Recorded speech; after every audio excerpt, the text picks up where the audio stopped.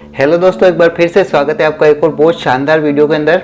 और आज का जो वीडियो होने वाला है उसके अंदर अपन प्रीसियस वायर इंडिया लिमिटेड के बारे में बात करने वाले हैं। ये जो स्टॉक है ये केबल वगैरह मैन्युफैक्चरिंग का काम करता है ये कंपनी, और 128.20 के ऊपर स्टॉक की प्राइस चल रही है। आज अपन इस स्टॉक के फंडामेंटल, टेक्निकल और उसके चार्ट को फिर से एनालाइज करने वाले हैं और चार्ट को अच्छे से एनालाइज करने वाले हैं ताकि अपन को आगे क्या रणनीति बनानी है शॉर्ट टर्म के लिए, मीडियम टर्म के लिए और लॉन्ग टर्म के लिए, कि हमें अच्छा मुनाफा हो सके।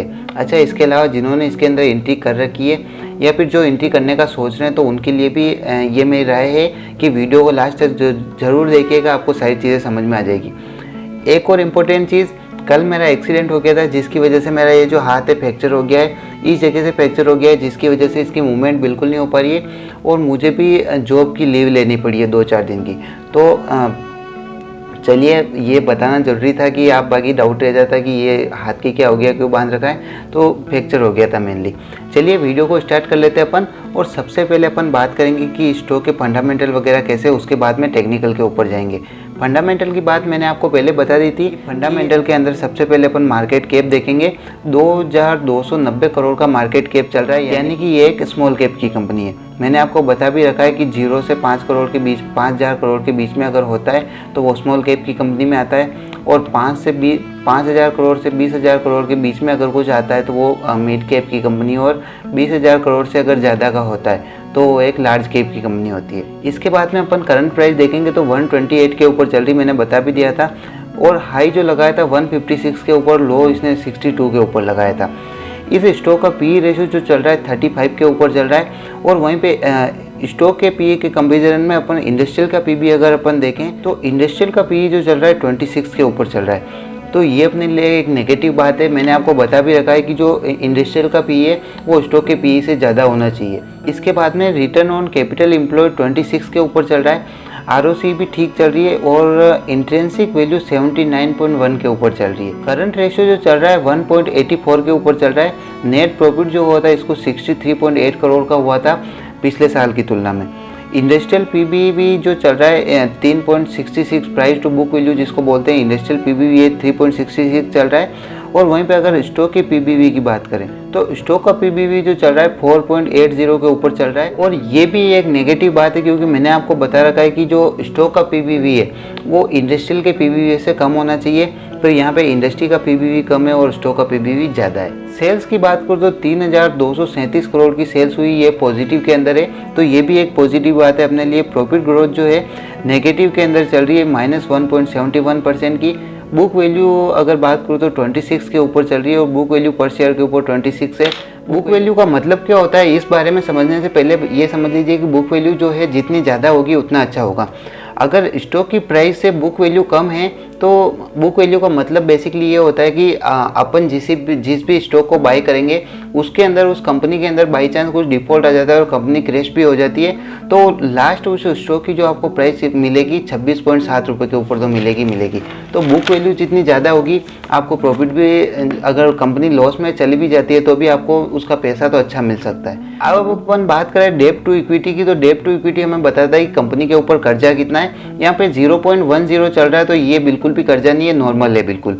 इसके बाद में रिटर्न ऑन इक्विटी की बात करूं मैं तो रिटर्न ऑन इक्विटी यहाँ पे 14.6% चल रहा है। अगला अगर मैं बात करूँ तो ओपीएम की, तो ओपीएम ऑपरेटिंग प्रॉफिट मार्जिन जो चल रहा है 4.36% का चल रहा है।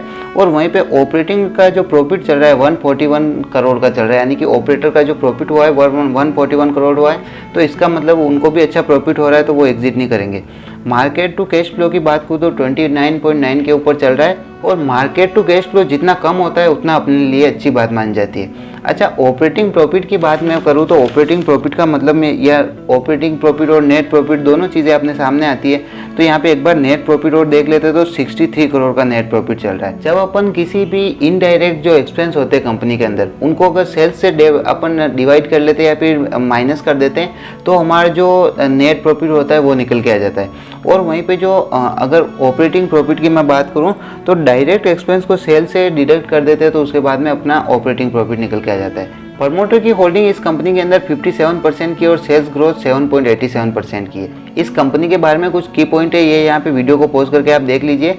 और प्रोन्स और कॉन्स पॉइंट भी है, इनको भी देख लीजिए। प्रोन्स की बात करूँ तो company has been maintaining a healthy dividend pay out of 35.9%। ठीक है, अच्छा डिविडेंड पे आउट दे रही है अपन को।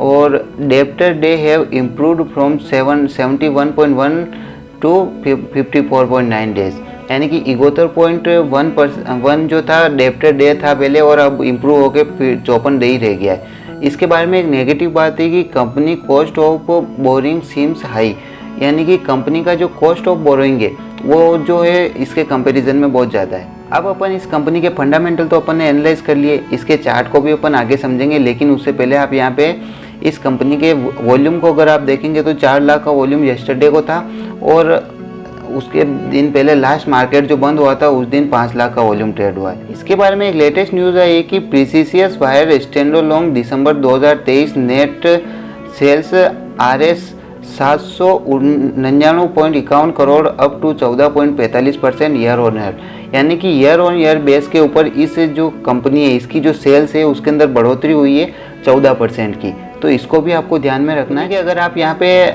जो रेवेन्यू देखेंगे तो क्वार्टरली जो एनुअल रेवेन्यू उसका बढ़ा हुआ आया है, और क्वार्टर रेवेन्यू को देखेंगे तो उसके अंदर भी बढ़ोतरी हो रही थी लगातार, लेकिन दिसंबर क्वार्टर में थोड़ी बहुत सी कमी हुई है, 799 करोड़ का रह गया है। इसके बाद में अगर नेट प्रॉफिट को अगर अपन देखें एनुअल बेस के ऊपर तो नेट प्रॉफिट के अंदर तो कमी आई है, 59 करोड़ का था 2023 में हुआ है नेट प्रॉफिट, और 2022 में 63 करोड़ का था।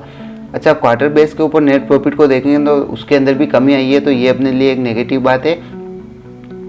यहाँ पे सेल्स को अगर आप देखेंगे तो सेल्स जो है जो क्वार्टर ऑन क्वार्टर है उसके बेस पे कम होती जा रही है। 825 करोड़ की सेल्स सितंबर क्वार्टर में हुई थी, और दिसंबर क्वार्टर के अंदर 799 करोड़ की सेल्स हो गई है। एनुअल बेस के ऊपर सेल्स की बात करें तो उसके अंदर बढ़ोतरी हुई है।